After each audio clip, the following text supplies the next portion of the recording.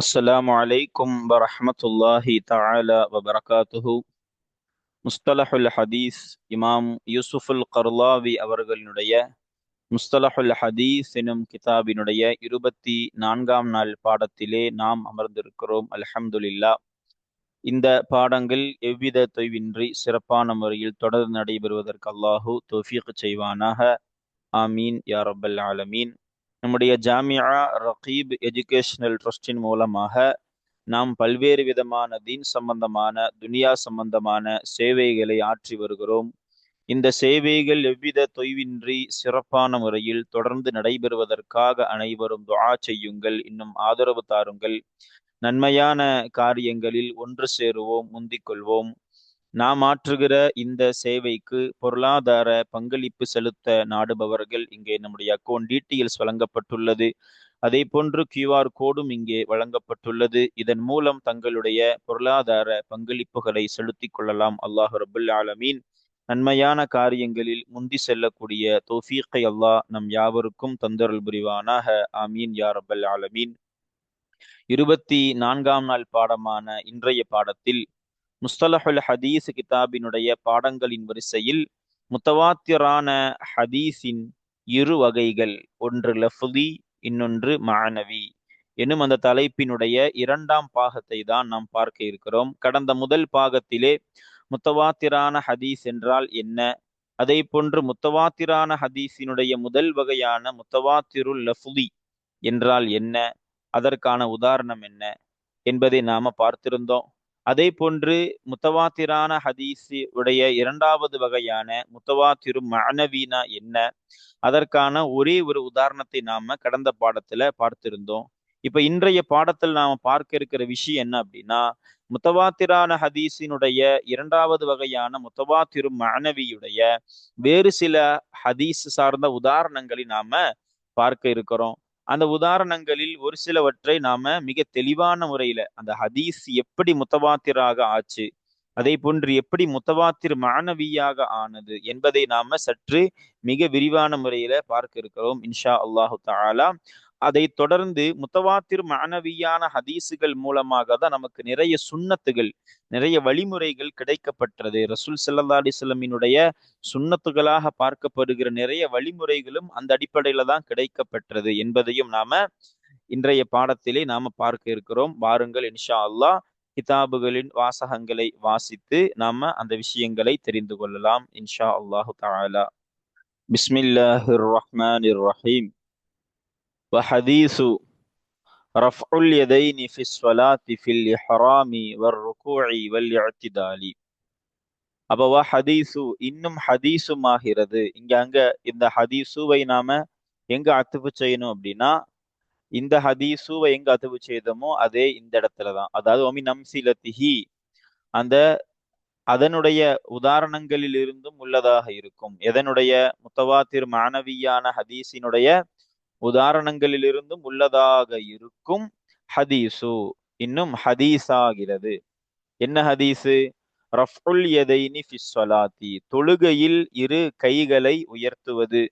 தொழுகையில்னா எதுல? அதாவது ஃபில் இஹ்ராமி, தக்பீரத்து தஹரீமிலே, அதாவது தக்பீர் தஹரீமா சொல்லும் சமயத்திலே, அததான் நம்ம இஹ்ராமிலே அப்படின்னு சொல்றோம். ஒரு ருக்கூஇ, இன்னும் ருக்கூஇலே, ருக்கூஅனா நாம தக்பீரிலிருந்து, அதாவது கியாம் தொழுகைக்காக நின்று நம்ம அந்த கியாமிலிருந்து அல்லாஹ் அக்பர் சொல்லி போகக்கூடிய அந்த ருக்கூஇலேயும், வல் இஅ்திதாலி, இன்னும் இஅ்திதாலிலேயும், ருக்கூஇலிருந்து எழுந்திருக்கக்கூடியதான அந்த நிலை, சமி அல்லாஹு லிமன் ஹமிதா என்று சுழந்திருக்கும் அந்த இஅ்திதால் என்ற நிலை. அப்ப இஹ்ராமிலேயும் இன்னும் ருக்கூஇலேயும் இன்னும் இஅ்திதாலிலேயும், அதாவது தொழுகையிலே இரு கைகளை உயர்த்துவது என்ற ஹதீஸ் ஆகிறது.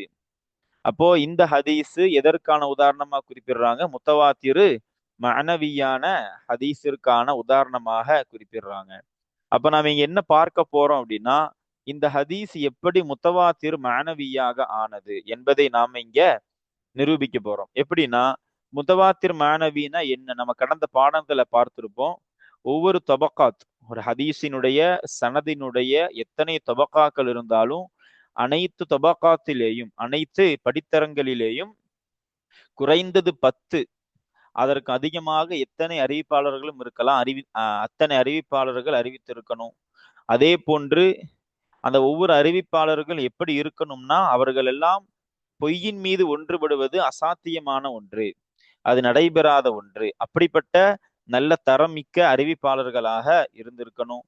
அதே போன்று அந்த முத்தவாத்திர் மாணவீனா நாம் என்ன குறிப்பிட்டோம்?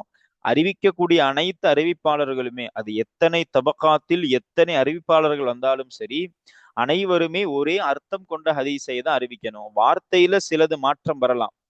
முத்தவாத்திர் லெஃபுலியில தான் வார்த்தை கூட மாறாம வரும். முத்தவாத்திர் மாணவியில வார்த்தைகள் முன்ன பின்ன வரலாம், ஆனால் அர்த்தம் எந்த ஒரு மாற்றமும் இருக்காது. அப்படிப்பட்ட ஒரு ஹதீஸ் தான் முத்தவாத்திர் மாணவி. இப்ப இந்த ஹதீஸ் எப்படி முத்தவாத்திர் மாணவியானது என்பதை நாம் பார்க்க போறோம். முதல்ல இது சம்பந்தமான இந்த ஹதீஸ், இரு கைகளை உயர்த்துவது தொழுகையிலே, இந்த ஹதீஸை அறிவிக்கக்கூடிய அறிவிப்பாளர்களை பற்றி நாம பார்ப்போம். முதல் தபக்கத், அதாவது முதல் படித்தரம் சஹாபாக்களுடைய படித்தரம். கிதாபுகள்ல பதிவு செய்யறாங்க, இந்த இது சம்பந்தமான ஹதீஸை அறிவித்த சஹாபாக்கள் எத்தனை பேர்னா, சுமார் எனது 50 நபர்கள், 50 சஹாபாக்கள் கிட்ட இருப்பாங்க என்று குறிப்பிடுறாங்க. செய்துனா அப்துல்லாஹி இப்னு உமர் ரதியுல்லாஹு அன்ஹு, செய்துனா மாலிக் இப்னுல் ஹுவைரிஸ் ரதியுல்லாஹு அன்ஹு, செய்துனல் பரா இப்னு ஆசிப் ரதியுல்லாஹு அன்ஹு, செய்துனா வாயில் இப்னு ஹுஜுர் ரதியுல்லாஹு அன்ஹு, செய்துனா அபூ ஹுரைரா ரதியுல்லாஹு அன்ஹு, செய்துனா அனஸ் இப்னு மாலிக் ரதியுல்லாஹு அன்ஹு, செய்துனா அபூ ஹமீத சாயிதி ரதியுல்லாஹு அன்ஹு, இது போன்ற நிறைய சஹாபாக்கள். நாம சொன்னது ஒரு குறிப்பிட்ட எண்ணிக்கை, 50 சஹாபாக்கள் இந்த ஹதீஸை, இது சம்பந்தமான ஹதீஸை அறிவித்திருக்கிறார்கள் என்று நமக்கு பதிவு செய்து தராங்க. அதே போன்று இரண்டாவது தபக்கா, அதாவது யாரு? தாபிகள். சஹாபாக்களிடமிருந்து கேட்ட அந்த தாபிகள், அவர்களிலேயும் நிறைய தாபிகள் இந்த ஹதீஸை அறிவித்திருக்கிறாங்க. அவர்களுடைய ஒரு சில பெயர்களை நாம சொல்லலாம். நாஃபி ரஹ்மஹுல்லா, அதே போன்று இமாம் ஷாபி, இமாம் அத்தா ரஹ்மஹுல்லா, அதே போன்று இமாம் முஜாஹித் ரஹ்மஹுல்லா, இமாம் ஜுஹ்ரி ரஹ்மஹுல்லா, இப்படி நிறைய தாபிகளும் இந்த ஹதீஸை அறிவித்திருக்கிறாங்க. அதே போன்று மூன்றாவது தபக்கான் நம்ம பார்க்கிறது தபு தாபிகள், அதாவது தாபிகளிடமிருந்து கேட்டவங்க அவங்கெல்லாம். அவங்க அவர்களிலேயும் அதே போன்று ஒரு எண்ணிக்கைக்கு உட்பட்ட தபு தாபிகள் அறிவித்திருக்கிறாங்க. அப்துல்லாஹி இப்னு தீனார் ரஹ்மஹுல்லா, உபைதுல்லாஹி இப்னு உமர் ரதியுல்லாஹ் ரஹ்மஹுல்லா, அதே போன்று இமாம் சுஃபியானு சௌரி ரஹ்மஹுல்லா, இது போன்று நிறைய தபு தாபிகளும் இந்த ஹதீஸை அறிவித்திருக்கிறாங்க. இப்படி எத்தனை தபக்காத்துகள் இந்த ஹதீஸ் சென்றாலும் எல்லா தபக்காத்திலேயும் இடம்பெறக்கூடியவர்கள் சுமார் 10க்கும் அதிகமானவர்களாகவே இருக்கிறாங்க. அதே போன்று அந்த ஒவ்வொரு அறிவிப்பாளர்களும் எப்படிப்பட்டவர்கள் அப்படின்னா, அவர்கள் பொய்யின் மீது ஒன்றுபடுவது அசாத்தியமான ஒன்று. அப்படிப்பட்ட ஒரு தரம் மிக்கவர்கள் தான் அனைத்து அறிவிப்பாளர்களும். அதே போன்று முத்தவாத்திர் மாணவி ஆகணும்னா நம்ம பார்க்க வேண்டிய இன்னொரு முக்கியமான விஷயம் என்ன? அந்த அறிவிப்பாளர்கள் எந்த வார்த்தைகளை சொல்லி அந்த ஹதீஸ் அறிவிச்சாங்க. வார்த்தைகள்ல சில சில மாற்றங்கள் இருக்கலாம், ஆனால் அர்த்தத்துல எந்த மாற்றமும் இருக்காது. அந்த அடிப்படையில நாம இந்த ஹதீஸ் எப்படியெல்லாம் அறிவிக்கப்பட்டிருக்குது என்பதை நாம பார்ப்போம். முதலாவதாக அப்துல்லாஹி இப்னு உமர் ரதியுல்லாஹு அன்ஹுமா அவர்கள் அறிவித்த அந்த ஹதீஸ், அது எப்படி இருக்கும் அப்படின்னா, ரஐத்து ரசூல் அல்லாஹி ஸல்லல்லாஹு அலைஹி வஸல்லம், ரசூல் ஸல்லல்லாஹு அலைஹி வஸல்லத்தை நான் பார்த்தேன், இதஃப்ததஹ ஸலாத்த ரஃபஅ யதைஹி, தொழுகையை அவர்கள் தொடங்கினால் இரு கரங்களையும் உயர்த்தினார்கள். ஹத்தா யுஹாதிய பிஹிமா மன்கிபைஹி, தன் இரு தோல் புஜங்களுக்கும் நேராக அந்த இரண்டையும் அவர்கள் கொண்டு வரும் அளவிற்கு. வைதா கப்பர லிர்ருகூஇ வைதா ரஃபஅ ரஅஸஹு மினர் ருகூஇ ரஃபஅஹுமா கதாலிக. ரசூல் ஸல்லல்லாஹு அலைஹி வஸல்லம் ருக்கூவுக்காக வேண்டி தக்பீர் சொன்னால், அதே போன்று ருக்கூவிலிருந்து எழுந்திருப்பதற்காக தலையை உயர்த்தினால், அதே போன்று இரு கைகளையும் உயர்த்தினார்கள். இப்படி நான் ரசூல் ஸல்லல்லாஹு அலைஹி வஸல்லத்தை பார்த்தேன் அப்படின்னு அறிவிக்கிறாங்க. யாரு? அப்துல்லாஹி இப்னு உமர் ரதியுல்லாஹு அன்ஹுமா. அப்ப இந்த ஹதீஸினுடைய அர்த்தம் நமக்கு விளங்கிடுச்சு. இப்ப அதே பாருங்க, வாயில் இப்னு ஹுஜர் ரதியுல்லாஹு அன்ஹு அவர்கள் அறிவிக்கிற ஹதீஸ் எப்படி இருக்குது பாருங்க. ரஐத்துன் நபிய்ய ஸல்லல்லாஹு அலைஹி வஸல்லம இதா கப்பர லிஸ்ஸலாத்தி ரஃபஅ யதைஹி, தொழுகைக்காக தக்பீர் சொன்னார்கள் என்றால் ரசூல் ஸல்லல்லாஹு அலைஹி வஸல்லம் இரு கைகளையும் உயர்த்தினார்கள். அப்படி நான் நபி ஸல்லல்லாஹு அலைஹி வஸல்லத்தை பார்த்தேன். வைதா அராத ஐ யர்கஅ ரஃபஅ யதைஹி, அவர்கள் ருக்கு செய்ய நாடினால் இரு கைகளையும் அதே போன்று உயர்த்தினார்கள். வைதா ரஃபஅ ரஅஸஹு மினர் ருக்கூஇ, ருக்கூஇல் இருந்து அவர்கள் தலையை உயர்த்தினால் கால ரசூல் ஸல்லல்லாஹு அலைஹி வஸல்லம் சொன்னார்கள் சமி அல்லாஹு லிமன் ஹமிதா என்று சொன்னார்கள். வ ரஃபஅ யதைஹி, அப்பொழுதும் இரு கைகளையும் உயர்த்தினார்கள். இப்படி ஹதீஸ் அறிவிக்கிறவங்க யாரு? வாயில் ரலியல்லாஹு தஆலா அன்ஹு. அப்ப ஒரே கருத்து தான். அப்துல்லாஹ் இப்னு உமர் ரலியல்லாஹு அன்ஹுமா அறிவித்த ஹதீஸ் ஒரு வார்த்தையை கொண்டு வருது. அதே போன்று வாயில் ரலியல்லாஹு அன்ஹு அவர்கள் அறிவித்த ஹதீஸ் என்பது வேறு வார்த்தையை கொண்டு வருது. ஆனால் ரெண்டு ஹதீஸினுடைய மஅனாவும் கருத்தும் பொருளும் ஒன்றாகவே இருக்குது. அதே போன்று நிறைய ஹதீஸுகளை குறிப்பிடலாம். அபூ ஹுமைத் ஸாஇதி ரலியல்லாஹு அன்ஹு அவர்கள் அறிவிக்கிற ஹதீஸ் எப்படி இருக்கும்னா, கான ரசூல் ஸல்லல்லாஹு அலைஹி வஸல்லம் ஆகி இருந்தார்கள், இதா காம இல ஸலாத்தி கப்பர வ ரஃபஅ யதைஹி ஹத்தா யுஹாதிய பிஹிமா மன்கிபைஹி. மேல நாம குறிப்பிட்ட அதே அர்த்தம் தான், ஆனா வார்த்தை மட்டும் சற்று வித்தியாசமாக இருக்கும். அதே போன்று மாலிக் இப்னுல் ஹுவைரிஸ் ரலியல்லாஹு அன்ஹு அவங்க அறிவிக்கிற ஹதீஸ் எப்படி இருக்குது? ரஅய்து ரசூலல்லாஹி ஸல்லல்லாஹு அலைஹி வஸல்லம இதா கப்பர ரஃபஅ யதைஹி ஹத்தா யுஹாதிய பிஹிமா உதுனைஹின்னு வரும். தோல்புஜம்னு மேலுள்ள ஹதீஸுகள்ல வந்தது. இங்க எப்படி வருது? காதுகளுக்கு நேராக என்று வருது. கிட்டத்தட்ட பொருள் ஒன்றுதான். இப்ப நாம ஒரு சில சஹாபாக்கள் அறிவிச்ச ஹதீஸுகளை பார்த்துட்டோம். அதே மாதிரி அனஸ் இப்னு மாலிக் ரலியல்லாஹு அன்ஹு அவங்க அறிவிக்கிற ஹதீஸ் எப்படி இருக்கும்? கானன் நபியு ஸல்லல்லாஹு அலைஹி வஸல்லம் யர்ஃபஉ யதைஹி இந்த இஃப்திதாஹி ஸலாத்தி, தொழுகையை துவங்கும் நேரத்துல ரசூல் ஸல்லல்லாஹு அலைஹி வஸல்லம் இரு கைகளை உயர்த்துபவர்களாக ஆகியிருந்தார்கள். அப்படி யார் அறிவிப்பா? அனஸ் இப்னு மாலிக் ரலியல்லாஹு அன்ஹு. இப்ப நம்ம 5 சஹாபாக்களுடைய ரிவாயத்தை, ஒரு அறிவிப்பை உதாரணத்திற்கு நாம இங்க குறிப்பிட்டோம். பாருங்க, 5 ரிவாயத்தையும் நாம அறிவிப்பையும் சேர்த்து பார்க்கும்போது எல்லா அறிவிப்புகளிலேயும் பொருள் ஒன்றுதான். ஆனால் வார்த்தைகள்ல மட்டும் சிறிய சிறிய வித்தியாசங்கள் இருக்கும். இதற்கு பேர் தான் முத்தவாத்திர் மானவி. முத்தவாத்திர் மானவின்னா நமக்கு இப்ப விளங்கி இருக்கும், அர்த்தம் ஒன்றுபட்டு இருக்கும், வார்த்தையில சில மாற்றங்கள் என்பது ஏற்பட்டிருக்கும். அப்ப இந்த ஒரு ஹதீஸை நாம விளக்கி இருக்கிறோம். என்ன ஹதீஸ்? ரஃபுல் யதைனி ஃபிஸ் ஸலாத்தி ஃபில் இஹ்ராமி வர் ருகூஇ வல் இஅ்திதாலி என்கிற இது சம்பந்தமான ஹதீஸ் எப்படி முத்தவாத்திர் மானவியாக ஆச்சு என்பதை நாம அறிவிப்பாளர்களுடைய பெயரோடு அந்த அறிவிப்புகளோடு நம்ம விளக்கி இருப்போம். இதே போன்றுதான் இனி வரக்கூடிய ஹதீஸுகளும் அப்படிதான் இருக்கும். பாருங்க, தொடர்ந்து வ ஹதீசு இன்னும் ஹதீஸ் ஆகிறது. இது எங்க அத்துப்பு செய்யணும்? அதே நம்ம மேல குறிப்பிட்ட இந்த அஹாதீசூல அத்துப்பு செய்யணும். அப்ப முத்தவாத்திர் மானவி உடைய உதாரணங்களிலிருந்தும் உள்ளதாக இருக்கும். வ ஹதீசு இன்னும் ஒரு ஹதீஸ் ஆகிறது. என்ன ஹதீஸ்? இதா அத்தா அஹதுக்கும், உங்களில் ஒருவர் வந்தால், அல் ஜுமுஅத்த ஜுமுஆவிற்கு வந்தால். அப்ப ஜும்ஆனா ஜும்ஆ தொழுகை. அப்ப ஜும்ஆ தொழுகைக்கு வந்தால்னா ஜும்ஆ தொழுகைக்கு வர நாடினால் என்று அர்த்தம் வைப்பாங்க ஷரஹுகள்ல. வர நாடினால் ஃபல் யக்தஸில், அவர் குளித்து கொள்ளட்டும்.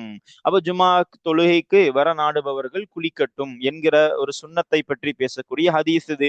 இந்த ஒரு ஹதீஸும் அதே போன்றுதான். எல்லா தபக்காத்திலேயும் குறைந்தது 10 அறிவிப்பாளர்களை கொண்டிருக்கும். அனைத்து அறிவிப்பாளர்களுமே தரமிக்கவர்களாக, அவர்கள் பொய்யின் மீது ஒன்றுபடுவதுங்கிறது அசாத்தியமான ஒன்றாக இருக்கும். அதே போன்று அறிவிப்பாளர்களுடைய வார்த்தைகள்ல சிறிய சிறிய மாற்றங்கள் ஏற்படலாம், ஆனால் எல்லா அறிவிப்புகளும் சொல்லும் கருத்து ஒன்றாக இருக்கும். இன்னும் தொடர்ந்து சொல்றாங்க பாருங்க, வ ஹதீசு இன்னும் ஒரு ஹதீஸ் ஆகிறது. மேல இதை ரெண்டை நாம் எங்க அத்துவு செய்தோமோ அதே இடத்துல அத்துவு செய்யணும். வ ஹதீசு இன்னும் ஒரு ஹதீஸ் ஆகிறது. என்ன ஹதீஸ்? லா தஸாலு த்வாஇஃபத்தும் மின் உம்மதி. த்வாஇஃபத்தன் என்பதாக இங்க போட்டிருக்கிறாங்க, அது அச்சுப்பிழையாக இருக்கும்.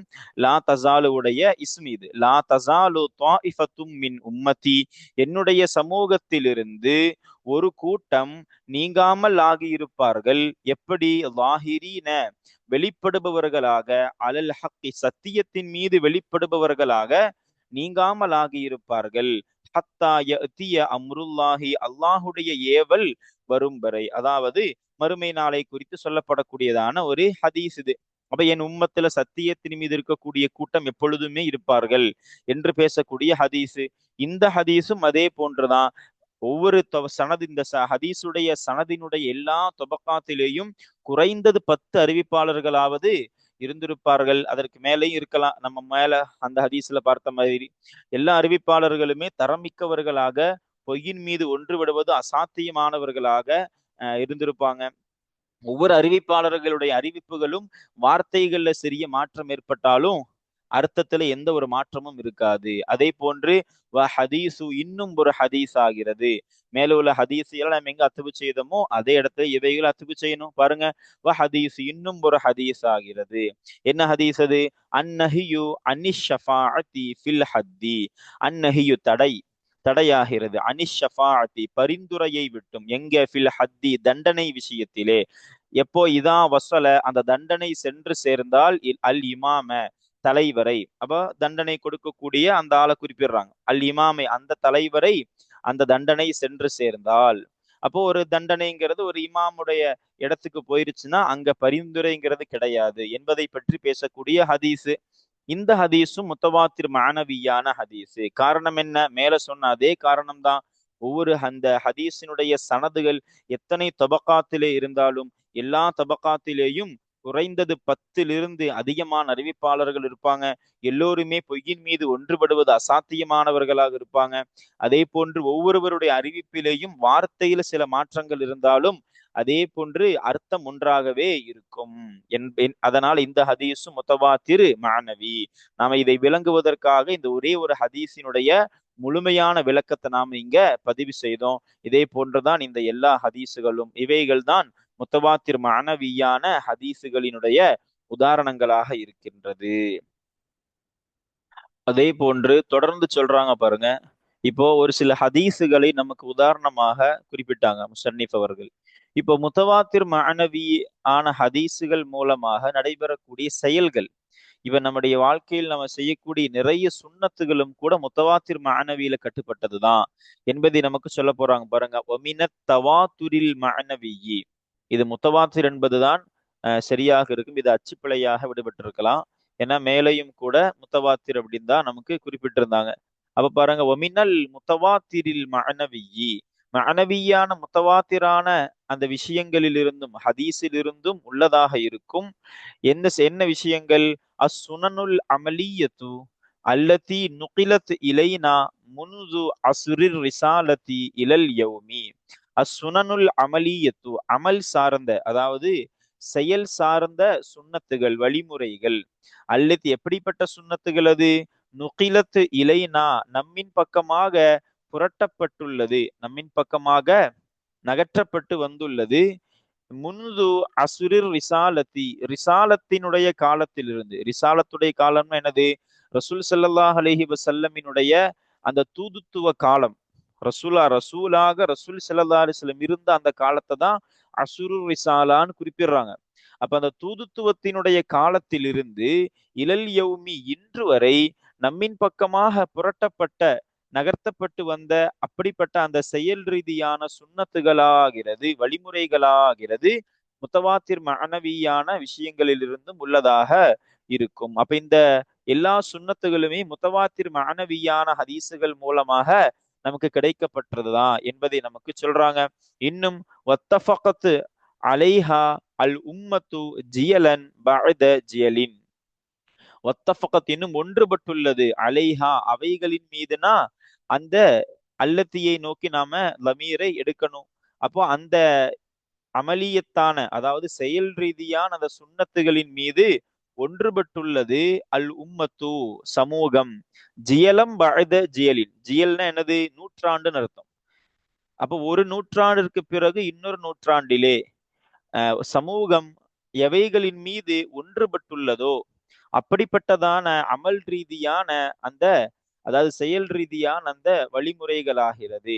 அப்போ ஒரு நூற்றாண்டிற்கு பிறகு இன்னொரு நூற்றாண்டுன்னு என்ன சொல்ல வராங்க? பல நூற்றாண்டுகளாக என்ற அர்த்தம் அதுக்கு வைக்கணும். அப்ப தொடர் நூற்றாண்டுகளாக ஒரு சமூகம் ஒன்றுபட்ட ஒரு விஷயம். அப்படிப்பட்ட சுன்னத்துகளும் எதுல கட்டுப்பட்டதுதான்? முத்தவாத்திர் மானவியான ஹதீசுகளிலிருந்தும் கிடைக்க பெற்றதுதான் என்று குறிப்பிடுறாங்க. அதுக்கு உதாரணம் சொல்றாங்க பாருங்க. எதை போன்று? அததி சொலவாத்தி தொழுகைகளினுடைய எண்ணிக்கையை போல. அததி ரகாத்திஹா இந்த ஹாவுடைய லமீரை இந்த சலவாத்தை நோக்கி மீட்டணும். அப்ப தொழுகைகளினுடைய ரக்காத்துகளினுடைய எண்ணிக்கையை போல. இன்னும் அததி இன்னும் தொழுகைகளுடைய ரக்காத்துகளின் எண்ணிக்கையை போல. இன்னும் கைஃபியாத்திஹா இந்த ஹாவுடைய லமீரும் இந்த தொழுகைகள் தான். அப்ப தொழுகைகளினுடைய முறைகளை போல.